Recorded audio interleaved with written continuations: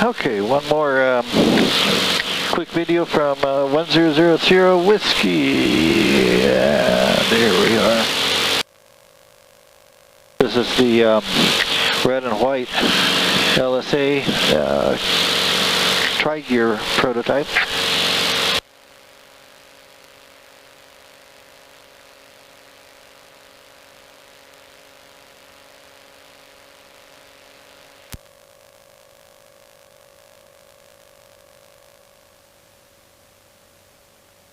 Alright, we've been fueling up here off the tank, and if you can notice, headed on the left wing, tank transfer, got a little red light came on, so that means that that tank is near empty.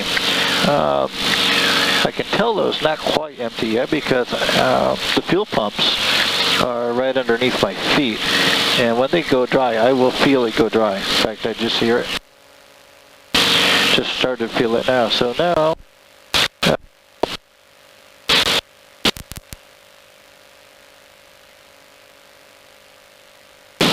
I want to add a little bit more fuel in there. So I'm going to put on the right wing tank now, and that should fill up our header.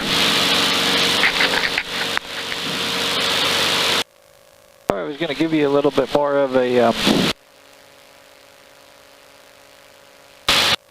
let me get a frequency to hear that. Well, that maybe won't keep cutting us out. Alright. So we're flying right near Cook County Airfield, which is right there below us.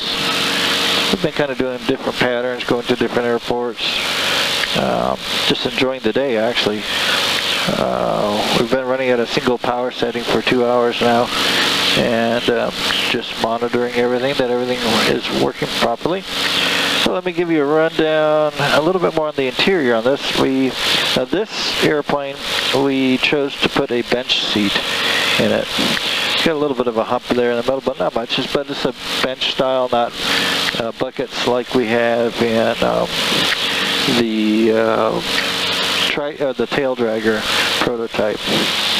And as you can see, we went with a kind of a red and gray theme to it.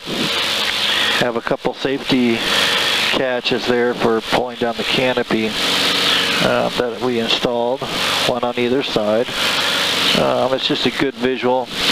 Now these don't have the safety catch on, the double safety catch. If I can, I've ordered a set, and I may change them out to those, but these function well for what we're doing with them right now.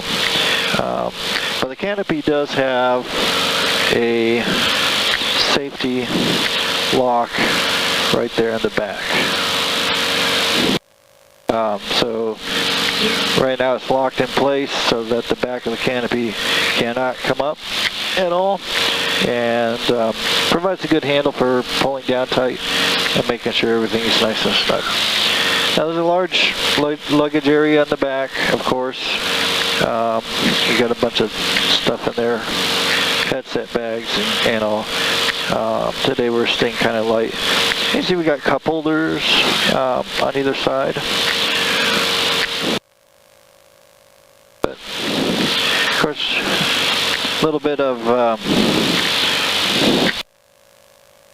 embroidery, of course, and pretty simple interior, but very, very functional and clean. Easy to take care of. Which is really all you need in an airplane, just simple, functional, clean. I got some carpet on the floors. We're going to be working on some, putting in some Velcro to help hold it down a little bit better. I'll probably do that in the next few days with this whole coronavirus thing going on. I've got time to fly and do some of these other projects that have to be done. We've got fresh air vents, and this is the first airplane where we actually installed the fresh air inlet on the stub wing, and that seems to work actually quite nicely. It's only on the right side as far as the inlet, and I have more than adequate nice cool air coming in for myself and passenger. even though this canopy is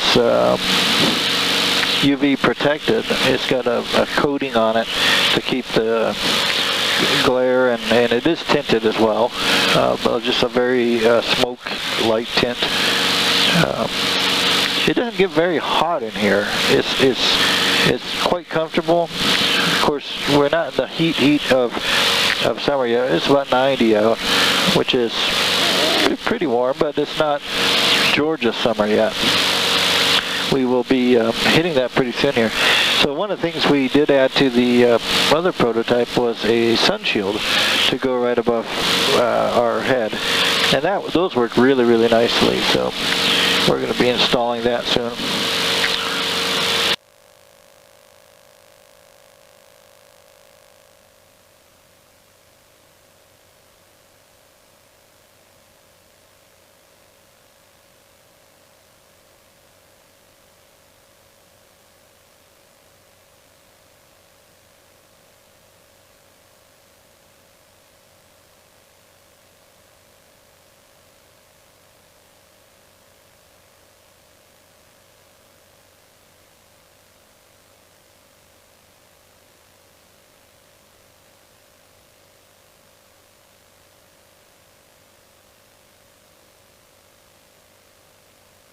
I'll try to see if I can show you how much room is in this thing. Of course, I'm just manhandling the camera today. Like I said, it's quite simple as far as the, if you want to call it the avionics.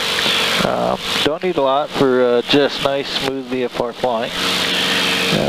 Down the road, if we do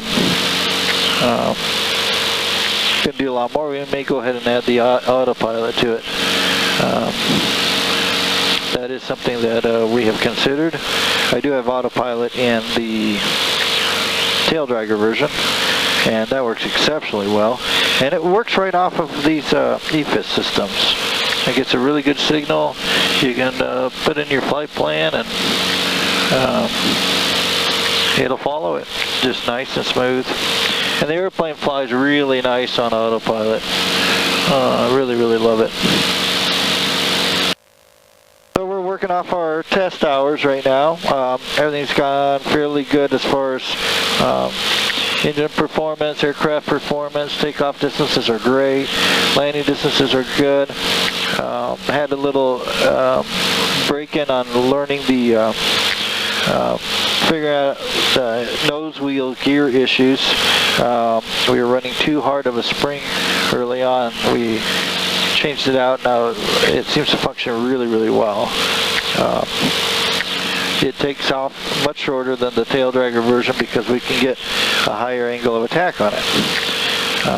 And it lands nice and short, so pretty pleased with the performance overall. As far as an efficient cross-country airplane, it's hard to beat, 115, 120 miles an hour at under 5 gallons an hour. And to do it quietly, the airplane's very, very quiet. And this one's even louder than the tail dragger by a little bit. Because the tail dragger is turbocharged, so the turbo takes up a bunch of the noise.